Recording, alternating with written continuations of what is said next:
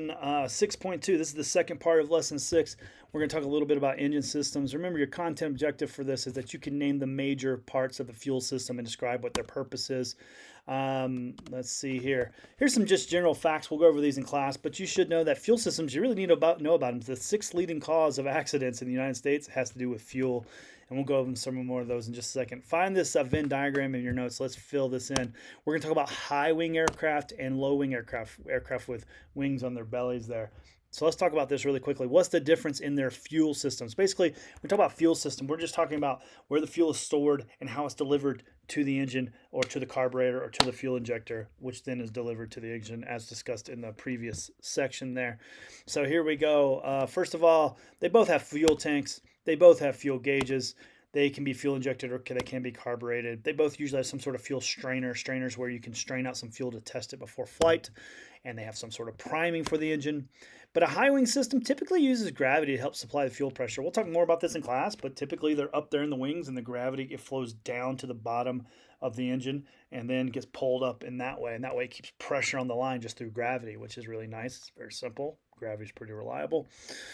You also may have an aux pump. We'll talk more about that in class, what the purpose of that is. So write those down. The low wing system usually has an electric boost pump you can turn on before landings. The reason why is it doesn't have that gravity advantage a lot of times. So you want to turn that pump on, and typically it's not doing a lot. Basically what it's doing is just making sure there's positive pressure inside those fuel lines all the time because gravity's not doing it like it is in the high wing type system. And that's a high wing. And you may have a system that looks like this for Cessna 172. And there's a lot of little parts here that I just want you to be familiar with because we're going to use these as vocabulary.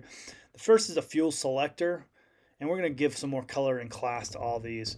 You have the fuel reservoir. You have the aux fuel pump. You have the fuel strainer. You have the engine-driven fuel pump. And you have the fuel distributor.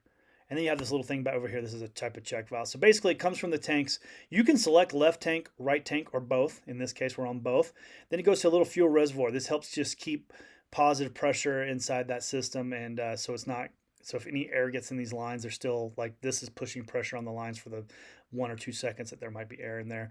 And then we have this aux fuel pump. We use this for priming the engine or in case of an emergency. And then we have a fuel strainer. This catches any debris that might be in there, and we can strain it out during a pre-flight. And then we have an engine-driven pump. So this is sucking fuel this direction like this.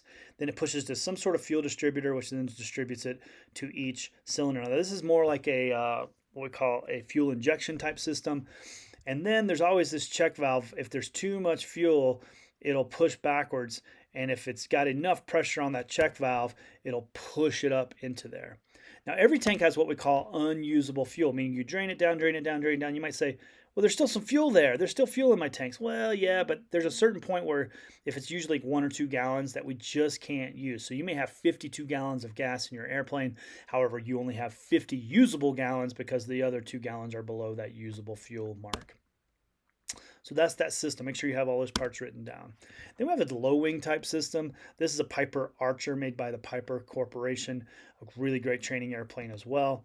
And you may have a left tank and a right tank. You have a fuel selector. You've got some sort of firewall there. And then you have a filter and a sump, an electric boost pump, an engine-driven fuel pump, a fuel servo regulator, and then your fuel distributor. So a lot of these parts are the same thing, doing the same thing as that high wing system. We'll talk more about that in class as well.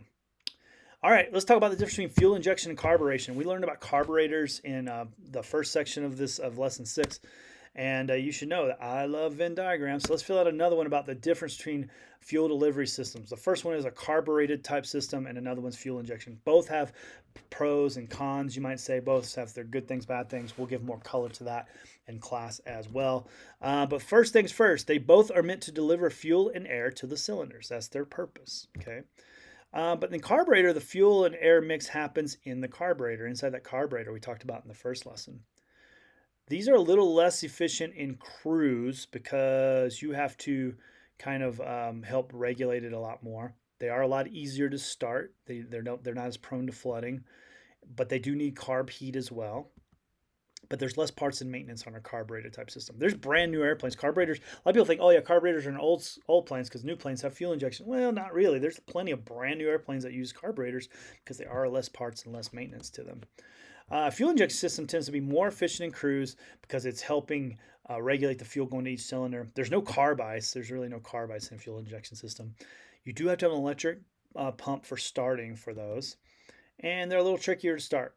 You can easily flood them on start, and air is automatically mixed with servo meters. Now, if you have questions about that, be sure to write them at the end of your packets and ask them in class, and I'll try to answer them when we get there. I'm going to give some more color to all this when we get there. Hopefully, I'll answer your questions before you even have to ask them. But if you're just confused about the difference in these two, and this is one that students do get confused on, please write down those questions at the end of your packet, and we'll get them answered for you.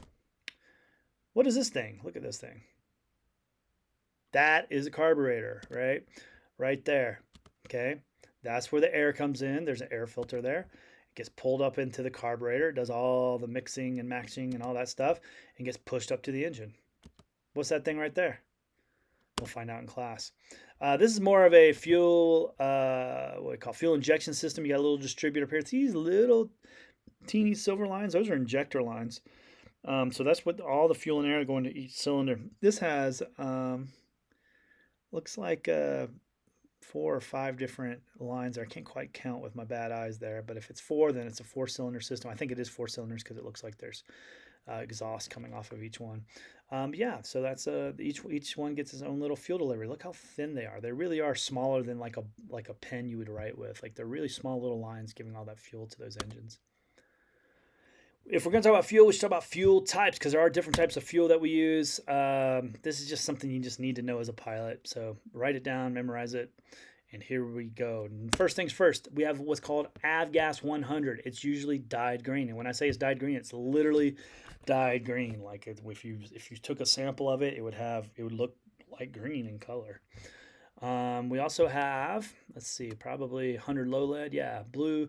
100 low lead. It is leaded gas. The gas you go get at the pump for your car is unleaded entirely. This gas still has lead in it. There's a lot of groups trying to get rid of leaded gas in the U.S. So we'll talk a little bit more about that in just a couple slides here. But it is dyed blue, and it's 100 octane. That's what that 100 numbers mean. The pumps at the gas station are usually for your car like 85 to like maybe 92 or something like that. So it is higher octane. And it's the low lead version of Avgas 100.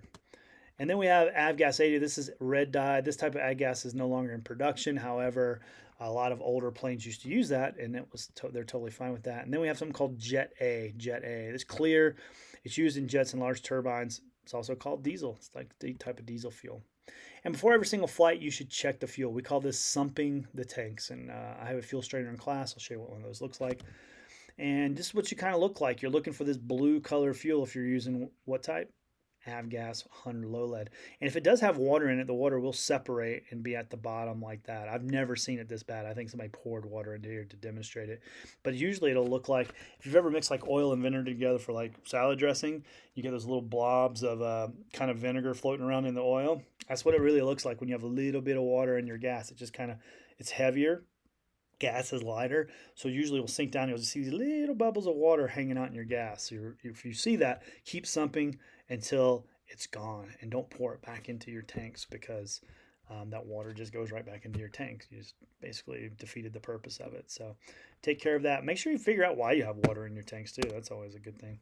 Now, last year, or whenever you're watching this video, it could have been a few years ago, but GAMI unleaded avgas was finally approved for GA. So they have an unleaded type avgas now. It's going to be kind of yellow, kind of green colors. This is a 50-50. This is still 100 low lead, so you can see the difference in color there. So maybe we'll start seeing some yellow gas at our airports here pretty soon. This was in September 1st, 2022. And that's the end of part 2.